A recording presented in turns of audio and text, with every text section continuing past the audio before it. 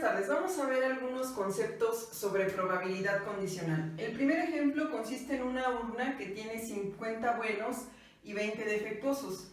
Sea A el evento de obtener la primera defectuosa, por ejemplo. Sea B el evento de obtener la primera buena. Sea C el evento de obtener la segunda defectuosa, y sea D el evento de obtener la segunda buena.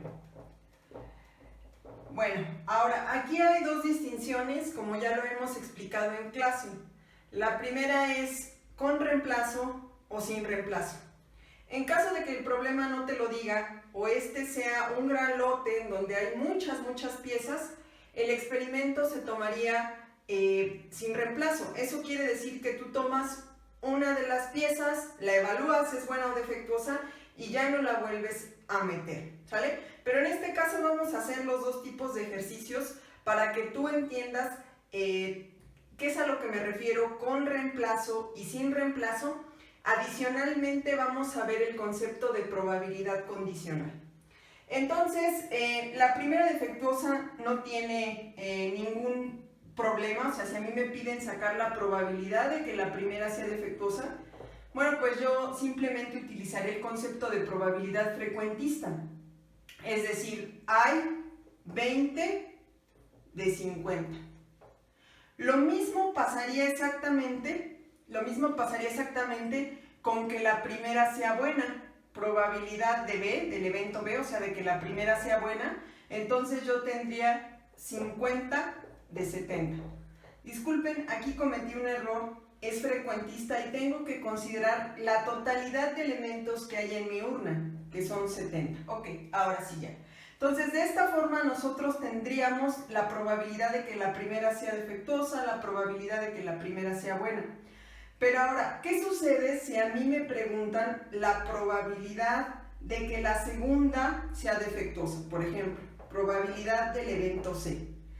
Bueno, resulta que aquí yo necesito forzosamente información adicional. Yo necesito saber forzosamente cómo fue esa primer bola que se sacó. Si la primera bola fue defectuosa, o sea, yo estaría sacando la probabilidad de que la primera sea defectuosa, de que la segunda sea defectuosa, dado que la primera fue defectuosa, pues entonces sería una probabilidad totalmente distinta a la probabilidad de que sea defectuosa, dado que la primera fue buena. Eso es lo que nosotros entendemos como probabilidad condicional, es decir, yo con más información o con información adicional necesito evaluar cómo es la probabilidad actual. Entonces, en este caso, significa que yo ya saqué una defectuosa, es decir, que aquí en mi urna ya solo hay 19, y entonces si yo quiero sacar la probabilidad de que la segunda sea defectuosa, simplemente serían 19 de 69. Y esa va a ser una probabilidad totalmente diferente a esta, ¿sí? ¿Por qué? Porque en este caso lo que estoy argumentando es que la primera que se sacó fue buena. Entonces, en mi urna tenía 20 defectuosas, yo saqué una buena, solamente me quedan 49. Entonces, ¿cuál es la probabilidad de que la segunda sea buena, de que la segunda sea defectuosa, dado que la primera fue buena? Pues entonces ahora simplemente serían 20 de 69. Entonces, si observan, es una probabilidad diferente con información adicional. Yo necesito saber si la primera fue defectuosa o si la primera fue buena. Eso es lo que nosotros conocemos como probabilidad condicional, o sea, es evaluar la probabilidad con mayor información. De aquí surge algo que se necesita, como a veces no solamente te preguntan una probabilidad condicional, te preguntan ya la probabilidad de dos eventos simultáneos o la intersección de dos eventos simultáneos. Por ejemplo, me podrían preguntar la probabilidad de que la primera sea defectuosa y la segunda sea defectuosa. Esta notación es la notación formal, pero aquí tenemos también una notación que es mucho más fácil de entender. O sea, lo que me están preguntando es la probabilidad de que la primera sea defectuosa y la segunda sea defectuosa. Ok, para hacer esto, vamos a colocar aquí el teorema de la probabilidad condicional. Probabilidad de A dado B es la probabilidad de la intersección de los dos eventos entre la probabilidad de B. O sea, esta la que está en el numerador. También yo puedo poner probabilidad de B dado A y entonces poner probabilidad de la intersección entre la probabilidad de A. ¿Sí? Observan, aquí está la que está en el denominador. Pero es lo mismo. Cuando yo tengo esta regla de la probabilidad condicional, yo puedo pasar despejando la probabilidad del que se encuentra en el denominador para saber cómo es la intersección. Perdón, pasarla multiplicando de este lado. Y entonces yo sabría cómo es la probabilidad de la intersección de los dos eventos al mismo tiempo. Entonces, esta es la razón por qué la probabilidad se multiplica. O sea, yo necesito, para saber la intersección de A y B, necesito la probabilidad de A por la probabilidad de B dado A. En nuestro caso, para sacar esta intersección, ¿qué necesitaríamos saber? Bueno, necesitaríamos saber la probabilidad de A por la probabilidad de C dado A, ¿sí? O, si lo vemos de manera más informal, es la probabilidad de que el primero sea defectuoso, esto es 20 sobre 70, por la probabilidad de que el segundo sea defectuoso, dado que el primero lo fue, ok, 19 de 69. Entonces aquí yo estoy sacando la intersección, la probabilidad de que la primera sea defectuosa y la segunda sea defectuosa. Bueno, ese es el primer caso. Ahora, en este caso nosotros hemos tomado que esta probabilidad es sin reemplazo. ¿Cómo cambiaría el ejercicio si es con reemplazo? ¿Okay? Pues resulta que con reemplazo yo siempre que saque una bolita de aquí de la urna la voy a volver a colocar en su lugar. Y entonces ahí las probabilidades no cambian. O sea, no van a cambiar jamás. Siempre van a ser las mismas. Entonces, por ejemplo, aquí la probabilidad de que la primera sea defectuosa, 20 sobre 70. Veo cómo es la bolita, la vuelvo a colocar. Probabilidad de que la primera sea buena. Saco la primera buena, veo cómo es la bolita y la vuelvo a colocar. Pero si me preguntan, oye, ¿cuál es la probabilidad de que la segunda sea defectuosa dado que la primera lo fue?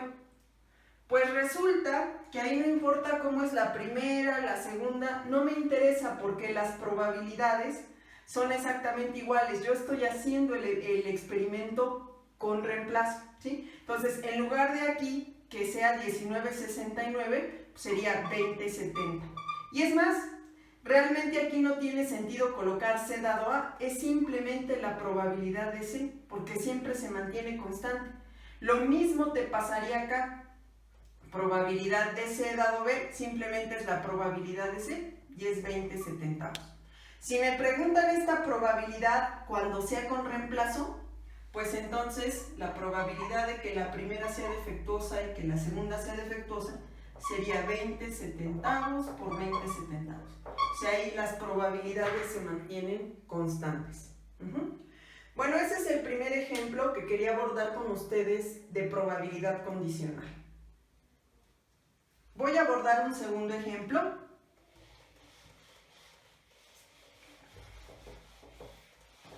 Entonces, es un ejemplo un poco diferente, pero ahí lo que se tienen que hacer es intersecciones, diagramas de Venn, para poder calcular la probabilidad condicional. Entonces, sea el evento de que se encuentre la molécula rara 1,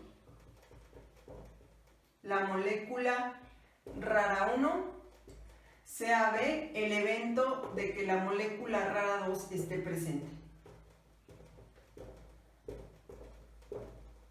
Entonces nos dan esta información, ¿sí? Se hace un experimento y entonces aquí molécula 1, no y sí está presente. Molécula 2,